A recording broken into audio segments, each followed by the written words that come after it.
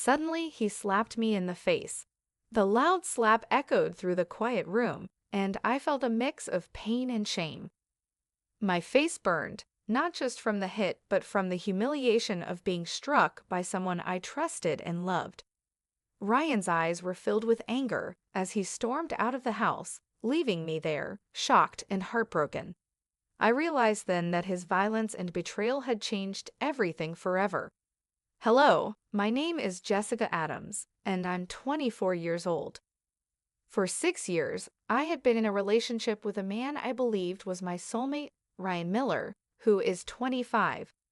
We got engaged in April 2024, and I was over the moon, envisioning a future filled with love, laughter, and family.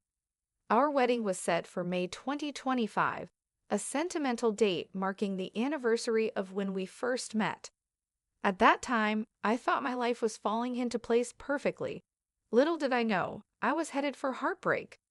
The excitement of planning our wedding consumed me. In July 2024, I eagerly dove into organizing the details, choosing a beautiful light blue and white theme for our spring ceremony.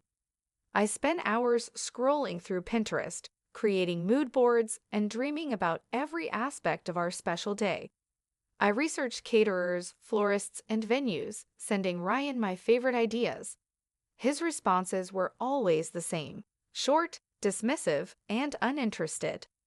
"Looks good," he'd say, or just send a simple thumbs up emoji. I convinced myself that he was just busy with work and that he wanted me to have free rein to create my dream wedding. But deep down, I should have seen the signs that something was wrong. Ryan's lack of involvement wasn't just about the wedding. His mother, Karen Miller, was a constant presence in our relationship. Ryan was an only child, and Karen had always been deeply involved in his life. At first, I admired how close they were, thinking it was a sign of his caring and family-oriented nature. But as time passed, I realized how suffocating her influence was. Ryan called her multiple times a day, seeking her advice on every little thing, from what he should eat for lunch to decisions that should have been between the two of us. He would consult her before talking to me, and I often felt like a third wheel in my own relationship.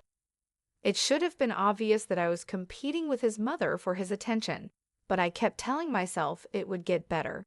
I believed that once we got married, he would finally put our relationship first.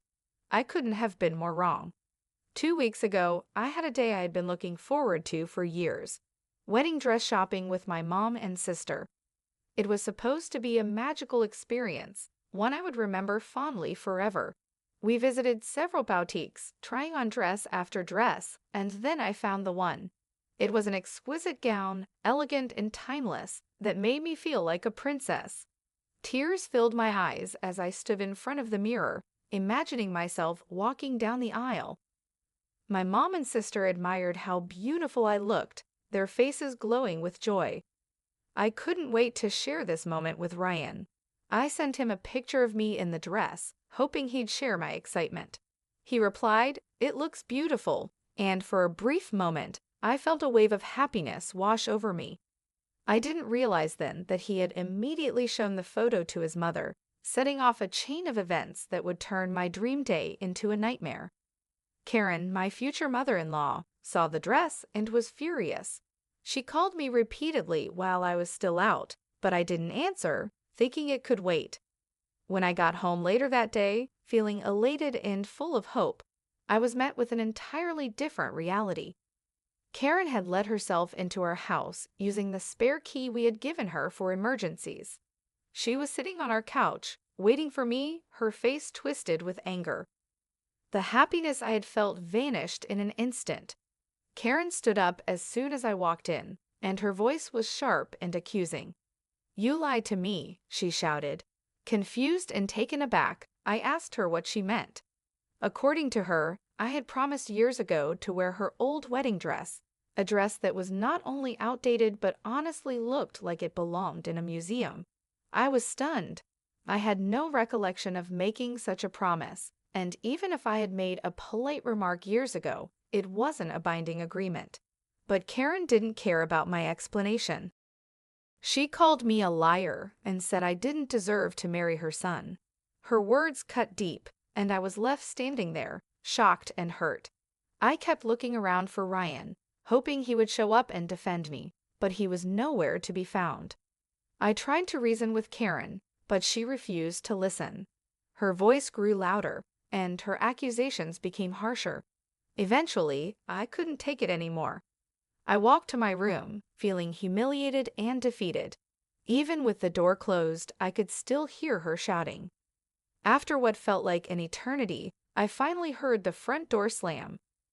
Moments later, Ryan came into our room, acting as though he had no idea what had happened. He asked me why his mother was so upset, as if he hadn't heard her yelling from wherever he'd been hiding. I felt a surge of frustration and disbelief. I explained everything, hoping he would take my side and comfort me. But instead, he sighed and started defending his mother. Ryan claimed that when we first started dating 6 years ago, I had admired his mother's dress and said I'd love to wear it. Maybe I had made a polite comment back then, but to promise I'd actually wear it on my wedding day? Absolutely not. Still, Ryan insisted that I was being unreasonable and that his mother had a right to feel hurt.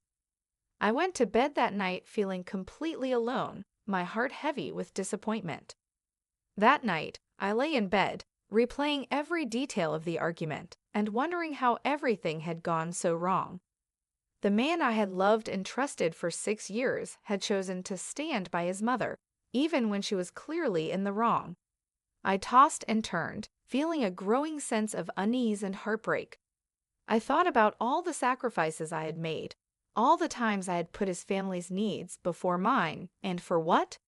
To be treated like a liar and an outsider in my own relationship?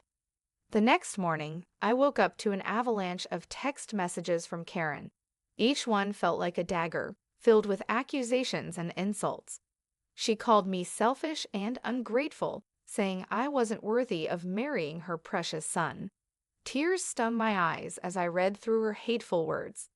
I couldn't believe that someone I had tried so hard to please could turn on me like this. I showed the messages to Ryan, hoping he would see how hurtful and cruel his mother was being.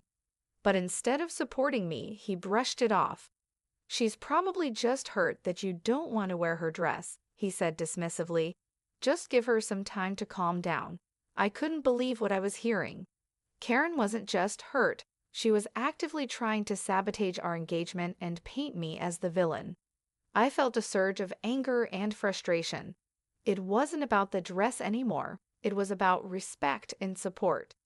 It was about having a partner who would stand up for me, who would put our relationship first. And it was painfully clear that Ryan was not that partner. I tried to make him understand. I explained that this was our wedding and that I should feel beautiful and comfortable in the dress I chose. I even suggested several compromises, like wearing a piece of Karen's jewelry or incorporating some fabric from her dress into my veil. But none of it was good enough. Ryan remained stubborn, insisting that I wear the entire dress or risk being seen as ungrateful. It was all or nothing for him and his mother, and I was starting to feel like there was no place for me in this equation. The days that followed were filled with tension and arguments. Karen continued her campaign against me, sending nasty messages and even reaching out to some of my friends, trying to turn them against me. Ryan did nothing to stop her. In fact, he seemed to agree with her more and more, making me feel like I was the problem, the unreasonable one. I felt like I was losing my mind, like I was the crazy one for wanting to wear my own dress on my wedding day. Then came the moment that shattered everything. The tension between Ryan and me had reached a breaking point. I knew we needed to have a serious conversation, one that would determine whether our relationship was even worth saving. I waited until he got home one evening, determined to make him see my side. We sat in the living room, and I poured my heart out, explaining how hurt I was, how unsupported I felt, and how his mother's constant interference was destroying us. I reminded him that this was supposed to be our wedding, not an opportunity for his mother to relive her glory days.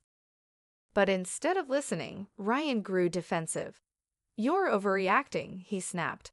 "This is about family, and the wedding isn't just for us. It's for them too." His words felt like a slap in the face, and I realized just how deep his loyalty to his mother ran. I tried to stay calm, but the frustration boiled over. I asked him, "Ryan, are you marrying me or your mother? Because it feels like you're more committed to her than to us." That question set him off. His face twisted in anger, and he started shouting, accusing me of being selfish and making a big deal out of nothing. I felt my heart breaking all over again. I told him that I was seriously reconsidering our engagement and that I couldn't marry someone who wouldn't stand up for me. He dismissed my concerns, acting as though I was throwing a tantrum. His indifference hurt more than I could describe. I tried to walk away, hoping to end the argument before it got worse. But that's when everything escalated. Ryan grabbed my arm, spun me around, and slapped me across the face. The impact was shocking, leaving a burning pain on my cheek and a sense of utter betrayal in my heart. I couldn't believe it. He had actually hit me. The man I thought I would spend my life with had resorted to violence. Tears filled my eyes, and I stood there stunned as he stormed out of the house, slamming the door behind him and retreating to his mother's side once again. I felt broken and numb. The physical pain of the slap was nothing compared to the emotional devastation. This was the final line he had crossed, and there was no going back. I knew then that I had to protect myself. I grabbed my phone and called my sister, Lauren. She came over immediately, horrified when she saw the red mark on my cheek. Her eyes burned with anger and concern, and she wrapped me in a protective hug. "You're coming with me," Lauren said firmly. Together, we packed a bag for me. I knew I couldn't stay in that house another second. My relationship with Ryan was over, and I needed to make sure he never hurt me again. As we left, I felt a mixture of relief and heartbreak, but I knew I was doing the right thing. The next morning, I knew it had to be done. With Lauren by my side, I went to the police station and filed for a restraining order against Ryan. I provided photos of the red mark on my cheek and the messages from Karen that documented the toxic behavior I had endured for so long. The process was both empowering and heartbreaking. It felt surreal to be taking such drastic measures against someone I had once loved deeply, but I knew I had to protect myself. Once the paperwork was filed, I made the difficult but necessary calls to cancel the wedding. I reached out to the venue, explaining the situation, and to my surprise, they were understanding and compassionate. They allowed me to transfer the deposit to another event, which I decided to use for an early birthday party. It felt good to turn something painful into a celebration of my newfound freedom and strength. The caterer, however, was less accommodating, and I ended up losing part of the money. But at that point, I was just relieved to be free of the wedding drama. The engagement ring, a symbol that had once held so much hope, felt like a heavy burden. Ryan had refused to take it back, claiming it was a gift. I didn't want to keep it, so I decided to sell it and donate the proceeds to a domestic violence shelter. It was a small way to turn something painful into something meaningful, and it gave me a sense of closure. Despite the restraining order, Karen wasn't done trying to control the narrative. She launched a smear campaign against me, using every social media platform she could to spread lies. She called me a selfish, ungrateful bride who had broken her son's heart, and even reached out to some of my family members, hoping they would take her side. But my family and true friends saw through her manipulations and stood firmly by me. It was comforting to know that I had people in my corner who believed in me and supported my decision. Ryan, on the other hand, was a mess. He swung between begging for forgiveness and blaming me for everything that had happened. He showed up unannounced at my new apartment one evening, tears streaming down his face, pleading with me to take him back. The sight of him, once so familiar and now so unwelcome, made my skin crawl. I had to threaten to call the police before he finally left, and it only solidified my resolve. There was no turning back. To find peace and move forward, I leaned heavily on my support system. My parents, who had been furious when they learned about everything, helped me move the last of my belongings out of the apartment I had shared with Ryan. They also offered to cover any legal fees I might need, reminding me that I was not alone.